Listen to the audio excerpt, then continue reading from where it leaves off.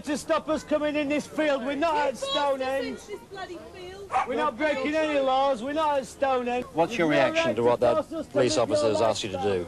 Well, I'm well upset about it. I mean, he's offered us naff all. Absolutely nothing. We'd like this alternative site. If they say we can't have this one, we would like the alternative. What they're asking us to do is hand ourselves into custody like we did at Nostell Priory and get ourselves fitted up on charges that we don't want. They fitted us up, loads of us, last year.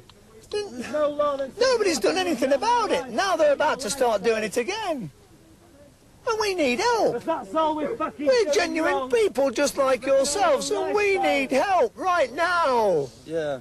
Please, help us, all of you. Help us, stand by us.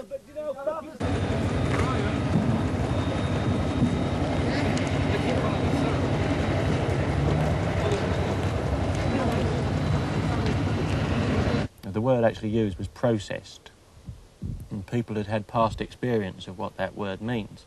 And it doesn't just mean arrested. I mean, people through their lifestyle get arrested on a day-to-day basis. That's just one of the facts of life, I'm afraid. It's no big deal being arrested. It's what happens in the process of that arrest that's really interesting, and what happens afterwards. And at a place called Nostell Priory in West Yorkshire the previous year, some of those present in the field had been present at this earlier incident where their homes had been systematically dismantled, and a decommissioning exercise had been attempted by the police to try and put this sort of thing down. The main super duper comes over when they've actually surrounded us, and he's asking for Boris and Doris, who were the ringleaders, as far as he's concerned, because we'd billed ourselves as was it the Peace Convoy that was, and it was headed by Boris and Doris, who were two geese that we had on site. So on all the fly posters it was, you know, Boris and Doris proudly present, you know, sort of thing. So they wanted to arrest Boris and Doris, and of course, you know, your arse is tweeting like nobody's business, because there's all this thing going on, and you know, and your gaffs are being wrecked right before you, and you're surrounded by all this police. And then the chief super duper marches up and he says, right, I want Boris and Doris to step out here now, as all 200 of us just fell about guffawing. I mean, you couldn't do anything else. You know, your horse is tweeting away one moment, and then there's this Looney Tooney asking for two geese to step forward, you know. Oh, that was extremely funny, that was. That was the funny moment of it all.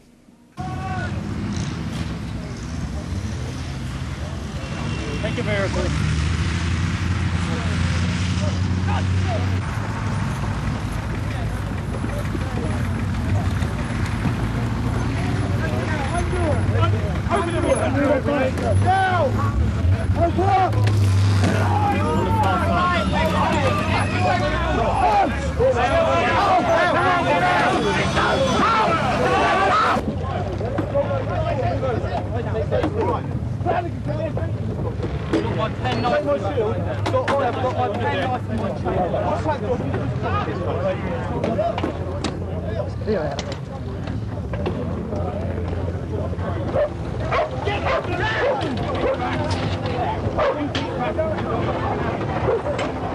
Are you still there, boy?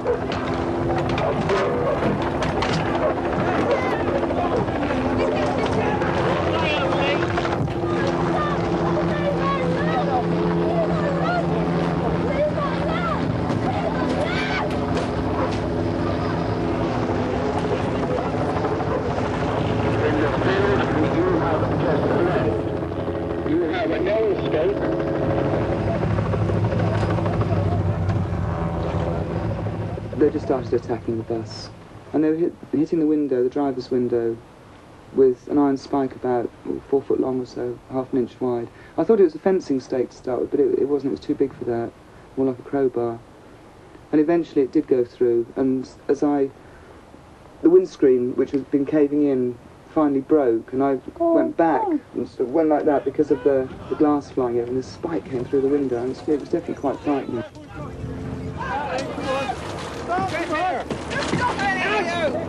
Out! All right! Stop! Stop! Babies in here, very small babies! Bring them out. Wait! Alan! All right. Let the ladies come out. Can I Bring just the talk ladies just out. a minute? Bring the I've got 3 babies in Bring the here. ladies and children forward, please. Officer, stand back. Take him down. He's going to take I didn't do anything, mate. They smashed me windows. They hit me on the head with truncheons. They hit me when I was on the floor.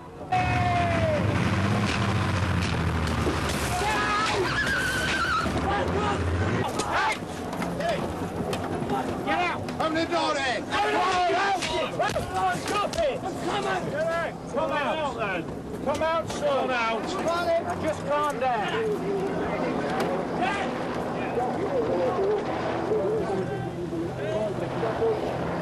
On the deck! On the deck! No! On the deck! Now stretch your arms out! Stretch them out!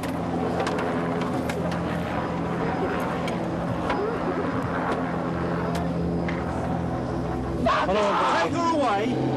No! No! Don't argue.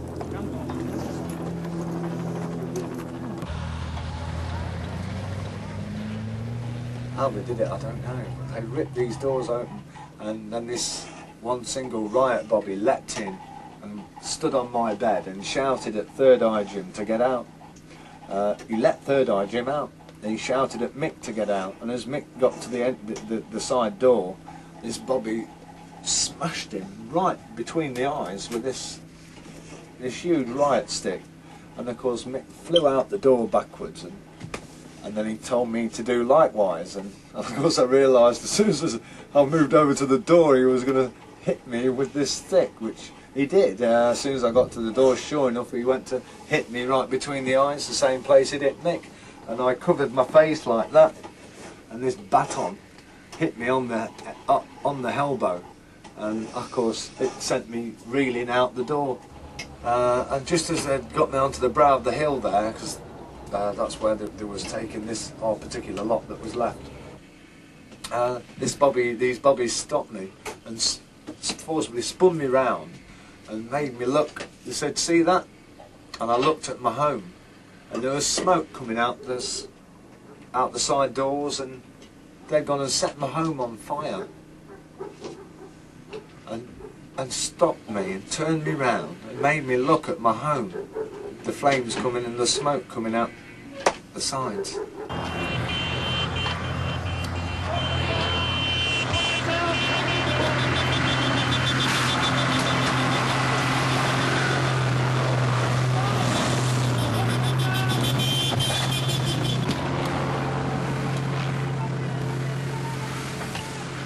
And so when it finally did slew into another vehicle and come to a halt, every officer in the field, it seemed to me, came crowding in on it. And they were like kind of flies around rotten meat.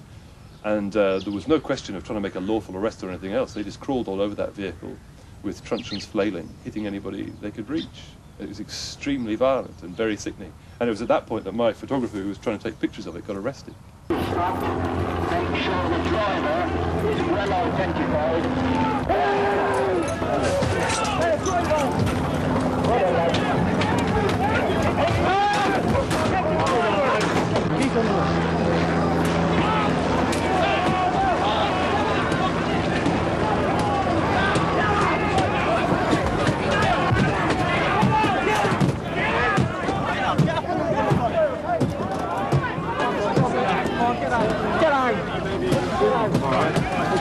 National international news.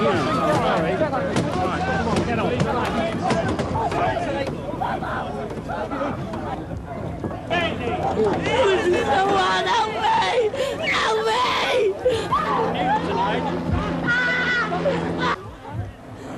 See what they're doing to us! What we, the ITN camera crew and myself as a reporter have seen in the last 30 minutes here on this field has been some of the most brutal police treatment of people that I've witnessed in my entire career as a journalist. There must be an inquiry. I don't know what the results will be of it, but at this stage, the number of people who've been hit by policemen, who've been clubbed whilst holding babies in their arms and in coaches around this field is still to be counted. But there must surely be an inquiry after what's happened here today.